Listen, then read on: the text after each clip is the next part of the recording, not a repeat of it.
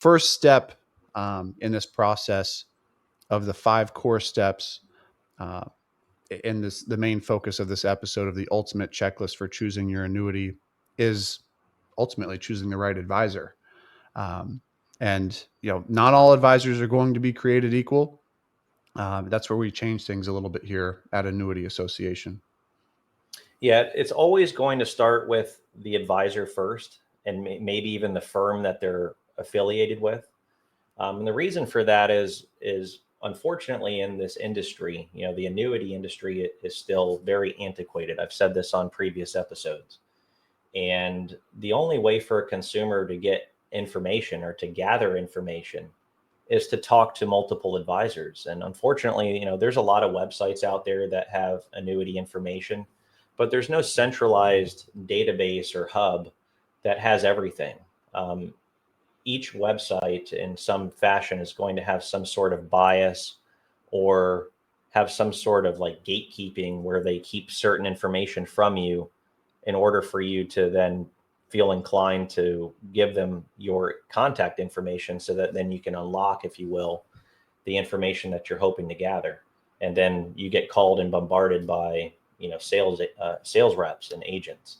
So unfortunately, that's something that it still exists today. And we're really, really passionate and adamant about trying to change that. And we are changing it. And our website is a truly independent website, and we're continuing to build upon it. And we have some things in the works that, later this year is going to, I think, really change the industry for the better and allow consumers to have more information at their fingertips without having to talk to multiple advisors and unfortunately go through a very biased sales process. So when you are looking at today and trying to gather the right information to ultimately choose the right annuity for your circumstance, it starts with the advisor. You definitely want to be speaking to somebody who's truly independent. An independent advisor is going to have no allegiance to any company or any specific product.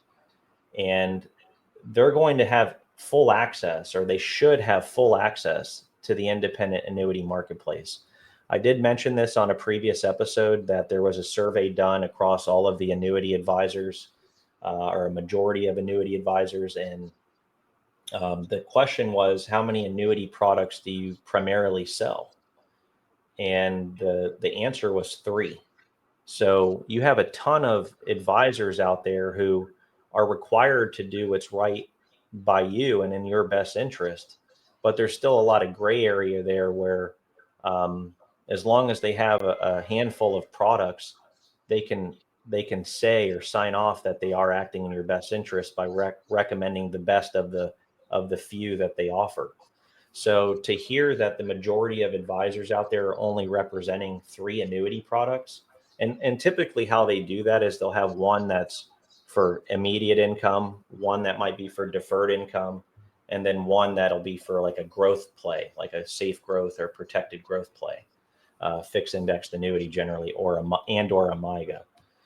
So to hear that, you definitely have to make sure that you're asking the right questions. And one of those questions that you can ask is straight up, how many annuity products do you have access to? And can you prove that to me? Yeah, it's a great point. And interesting case study where I had somebody call in on our line this week, actually, and told me, "Hey, Zach, I was suggested this one product." I said, "Okay, well, what are your thoughts about that?" He said, "Well, I'm calling you today."